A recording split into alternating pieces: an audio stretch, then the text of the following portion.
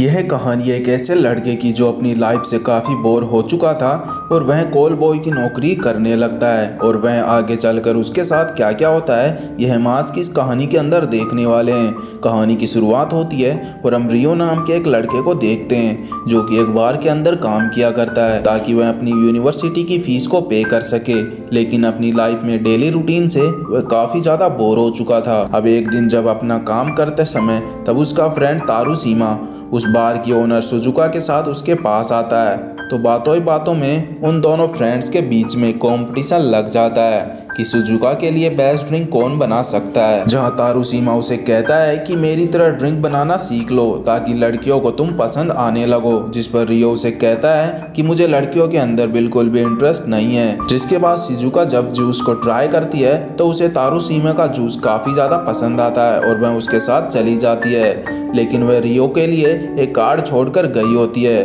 जिसके पीछे लिखा होता है कि मैं तुम्हारा बाहर इंतजार करूंगी। फिर थोड़ी देर बाद रियो जब बाहर जाता है तो उसे वहां पर सुजुका मिलती है जिसके साथ वह उसके घर चला जाता है। रास्ते में वे थोड़ी बातें भी करते हैं जिसके बाद सुजुका उसे अपने घर के अंदर लेकर जाती है, जहां पर रियो को ऐसा लगता है कि शायद वह उसके साथ इंटीमेट होना चाहती है। तो रियो अपना शर्ट निकाल कर उससे पूछता है कि पहले तुम स्टार्ट करोगी, लेकिन तभी पीछे से एक लड़की आ जाती है जो कि बचपन से गूंगी और बहरी होती है, लेकिन वह लिप्स पढ़ सकती थी। और यहाँ पर हमें पता चलता है कि वह लड़की सुजुका की बेटी होती है जिसका नाम शाहरुख होता है। सुजुका रियो से कहती है कि मैं तुम्हारी परफॉर्मेंस देखना चाहती हूँ ताकि तुम मेरे लिए काम कर सको, जिसके बाद वह उसे अपनी बेटी के साथ इंटीमेट होने को कहती है और वह वहीं बैठकर उन दोनों को देखने लगती है। स्टार्टिंग में रियो काफ़ी अजीब लगता है, लेकिन वह जैसे तैसे अपना टास्क कंप्लीट कर देता है। इसके बाद सुजुका उसे $10 देती है और वह कहती है कि तुम इससे भी बेटर परफॉर्मेंस दे सकते थे, जिसके बाद वह उसे अपने क्लब को ज्वाइन करने को कहती है जहां पर वह काफ़ी अच्छे खासे पैसे कमा सकता है, लेकिन उसे कॉल बॉय की नौकरी करनी होगी, जिसके लिए सुजुका उसे सोचने के लिए एक दिन का टाइम भी दे देती है। जिसके बाद जब रियो अपने घर जाता है तो वहां पर उसे एक लेटर मिलता है जो कि शाहरुख ने उसके लिए भिजवाया होता है, जिस लेटर के अंदर लिखा होता है कि लास्ट नाइट मैंने तुम्हारे साथ काफ़ी इंजॉय किया है, अगर मौका मिले तो हमें एक बार ज़रूर मिलेंगे। अब यह पढ़ने के बाद रियो क्लब ज्वाइन करने के लिए रेडी हो जाता है और वह अगले दिन उस क्लब को ज्वाइन कर लेता है जहां पर सबसे पहले उसका फ़ोटो शूट किया जाता है, जिसके बाद सुजुका उसे शॉपिंग कराने ले जाती है। वे एक जगह पर जाते हैं जहां उसकी मुलाकात हिमांशु से होती है जो कि खुद भी एक प्ले बॉय का काम किया करता है। हिमांशु उनके VIP कस्टमर्स के लिए होता है जिसकी डिमांड औरतों के बीच काफ़ी ज़्यादा थी। जिसके बाद सुजुका उन दोनों को एक दूसरे से इंट्रोड्यूस करवाती है और हिमांशु कहता है कि पता नहीं, लेकिन मुझे लगता है कि यह लड़का मुझसे काफ़ी आगे जा सकता है। अब अगले दिन रियो का ब्लड टेस्ट किया जाता है और उसे पहला काम दिया जाता है जहां वह एक औरत से मिलता है और वह उसे पूछती है कि क्या तुम्हारी गर्लफ्रेंड है। साथ ही में वह उसे पूछती है कि अपने से ज़्यादा उम्र की औरतों के साथ तुम्हें कैसा लगता है। तब रियो उसे जवाब में बताता है जब वह उनके सामने होता है तो वह खुद को एक बच्चा समझता है और वह कहता है कि मुझे बचपन से ही अपने से ज़्यादा उम्र की औरतें पसंद है, मुझे नहीं पता औरतें खुद को अपने एज से कंपेयर क्यों करती हैं। और फिर यह सुनकर औरत चुपचाप वहाँ से चली जाती है। यह देखकर रियो काफ़ी ज़्यादा कंफ्यूज हो जाता है, इसका मतलब वह क्या समझे। लेकिन तभी उसके पास सुजुका का कॉल आ जाता है जो उसे बताती है कि वह औरत उसे फिर से कल के लिए बुक करके गई है। फिर अगले दिन वे दोनों फिर से मिलते हैं तो कई सारी बातें करते हैं। औरत को रियो की बातें काफ़ी पसंद आती हैं और फिर वे एक होटल में जाकर दोनों एक दूसरे के साथ प्यार करते हैं। जब उसी रात रियो सुजुका से मिलने के लिए उसके घर जाता है जहां सुजुका उसे उसके काम के पैसे देती है और वह बताती है कि वह उस औरत को काफ़ी पसंद आया है। साथ ही रियो को और काम भी दे देती है और वह उसे पूछती है कि तुम्हें कैसा लग रहा है, जिस पर रियो उसे बताता है कि मुझे औरतों को जानने का मौका मिल रहा है। फिर अगले दिन जब रियो एक औरत से मिलता है तो वह उम्र में काफ़ी ज़्यादा बड़ी होती है, जहाँ रियो की मासूमियत उसे काफ़ी पसंद आती है। रियो औरत की फीलिंग्स और इमोशंस को समझने लग जाता है, जिससे इम्प्रेस होकर वह औरत उसे अपने घर लेकर चली जाती है और वह खूब सारी बातें करती है।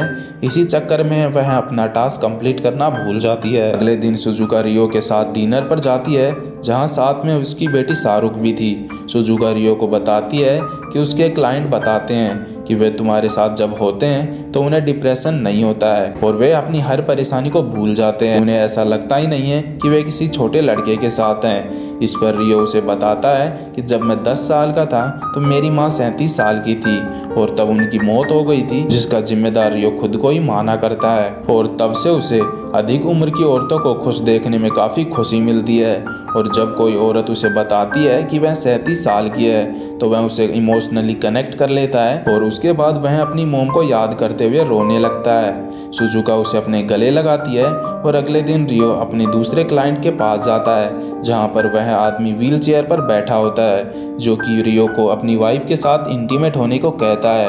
वो आदमी रियो को जैसा कहता है वह वैसा ही करता है और आदमी उन दोनों की वीडियो बनाता है और आखिर में वे दोनों रियो के परफॉर्मेंस से काफ़ी खुश होते हैं और उसे एक्स्ट्रा बोनस भी दे देते हैं, जिसके चलते रियो का प्रमोशन हो जाता है और उसे वीआईपी क्लाइंट्स मिलने लग जाते हैं। अब एक दिन रियो जब बाहर जाता है तो उसकी फ्रेंड गुमनामी उसे मिलती है, जो कि उसके साथ कॉलेज में पढ़ा करती है और उसे भी पता चल चुका था कि रियो कॉल बॉय की जॉब करने लगा है, जिससे वह उसके ऊपर काफ़ी ज़्यादा गुस्सा होती है और वह कहती है कि तुम इस गलत काम में कैसे चले गए। वह उसे काफ़ी समझाने को ट्राई भी करती है, लेकिन वह उसकी बात बिल्कुल भी नहीं सुनता है, जिसके बाद यह सुनकर वह वहाँ से चली जाती है। अगले दिन रियो को उसकी एक नई क्लाइंट मिलती है, जो कि एक ओल्ड लेडी थी जिसका आज बर्थडे होता है। वह लेडी के अंदर एक पावर होती है, जो कि वह किसी भी आदमी को छूकर उसके अंदर की फीलिंग्स को समझ पाती है। तभी वह रियो को कहती है कि तुम जो चाहो मुझे बता सकते हो, लेकिन रियो कुछ बोल पाता उससे पहले लेडी उसका हाथ पकड़कर खुद को सेटिस्फाई महसूस कर लेती है और यह बात रियो को काफ़ी अजीब लगती है। इसके बाद वह सुजुका के पास जाता है और सुजुका उसे कहती है कि तुम काफ़ी हार्ड वर्क कर रहे हो, तो तुम जो चाहो मुझसे मांग सकते हो। जिस पर रियो उसे कहता है कि मैं तुम्हारे साथ इंटीमेट होना चाहता हूँ, जिस पर सुजुका उसे एज डिफरेंस के बारे में बताती है, लेकिन रियो कहता है कि मुझे इससे कोई भी फर्क नहीं पड़ता है और वह उसे जैसे ही किस करने लगता है, लेकिन सुजुका उसे दूर कर देती है। तभी शाहरुख भी वहाँ पर आ जाती है तो रियो उसे कहता है कि मैं शाहरुख के साथ वापस स्टार्ट करना चाहता हूँ, जिस पर शाहरुख भी हाँ भर देती है। तभी सुजुका के पास उसके क्लाइंट का कॉल आ जाता है तो वह रियो को उसके पास भेज देती है, लेकिन जब रियो अपने क्लाइंट के पास जाता है तो वह काफ़ी ज़्यादा शॉक्ड होता है, क्योंकि वह और कोई नहीं उसकी फ्रेंड गुमनामी होती है। वह उसे बताती है कि तुम काफ़ी एक्सपेंसिव हो, तुम्हें बुक करने में मेरी पूरे मंथ की सैलरी चली गई है। यह कहते हुए वह उसके पास जाती है और वे दोनों एक दूसरे के करीब आ जाते हैं। मेगुमी कहती है कि मैं तुमसे पहले प्यार करती थी, लेकिन अब तुम काफ़ी दूर जा चुके हो, जिस पर रियो उसे कहता है कि मुझे कभी भी तुम बुक नहीं कर सकती। यह कहकर वह रोने लगता है और सुजुका के पास चला जाता है, जहां पर उसे वह बताती है कि उसे HIV पॉजिटिव है, जिसके चलते वह उसके साथ इंटीमेट नहीं हो सकती। एक समय था जब वह कॉल गर्ल का काम किया करती थी, फिर कॉन्स लेने के बाद भी वह प्रेग्नेंट हो गई और उससे शाहरुख का जन्म हुआ था और साथ ही उसे HIV भी हो गया, लेकिन रियो कहता है कि मैं तुमसे प्यार करने लगा हूँ। तभी शाहरुख भी वहाँ पर आ जाती है, जो सुजुका से कहती है कि ठीक है, आज मैं देखना चाहती हूँ कि तुम मुझसे कितना प्यार करते हो।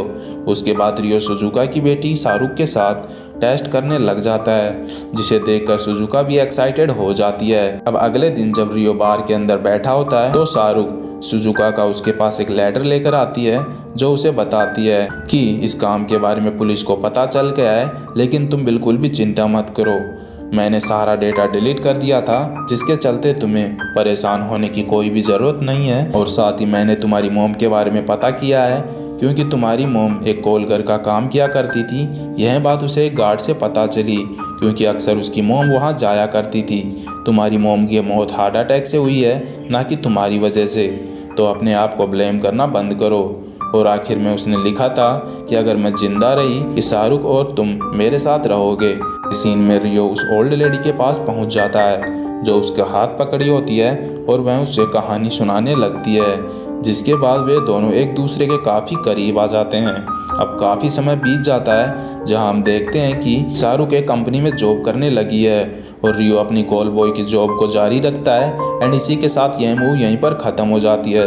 दोस्तों, आपको कहानी का एक्सप्लेनेशन पसंद आया हो तो वीडियो को एक लाइक ज़रूर करें। हम मिलेंगे आपसे एक नई वीडियो के अंदर।